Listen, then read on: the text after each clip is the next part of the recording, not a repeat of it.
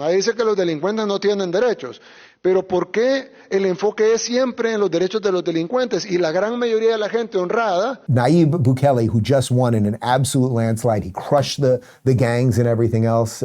He gave a little talk about how we should start doing things right so that the right people, the good people, the citizens are rewarded instead of always looking out for other people. How about we look out for ourselves? Creo que los derechos humanos, si bien nadie duda que los reos tienen derechos humanos, pero yo creo que algo que no se ha hecho y ningún procurador lo ha hecho antes, o por lo menos yo no recuerdo, discúlpeme si usted lo hizo y no me acuerdo yo, pero no han defendido los derechos humanos de la gente honrada.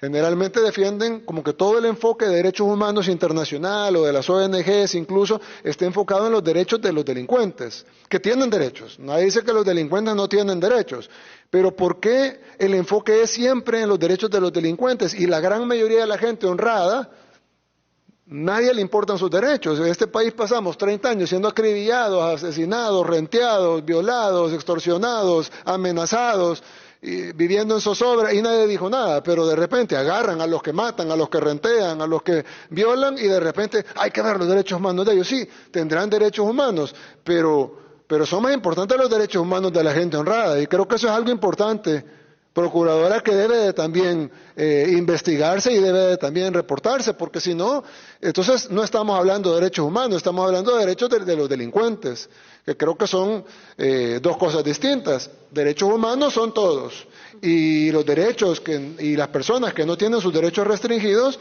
son las personas honradas, porque los otros tienen derechos humanos pero tienen derechos restringidos. Por ejemplo, no tienen derecho al voto, no tienen derecho a la actividad económica, no tienen derecho a la libertad. ¿Por qué cometieron un delito? Entonces, si se les restringe, en Estados Unidos algunos no tienen derecho a la vida porque les ponen a la silla eléctrica.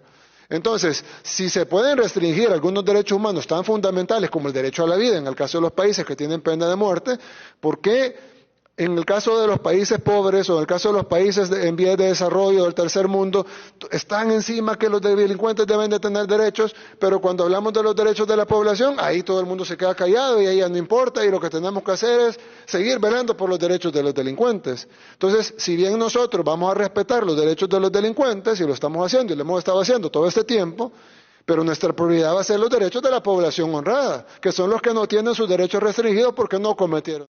For those of you listening on the audio podcast who don't speak English, he basically said Jayapal is wrong. That was the thrust of it.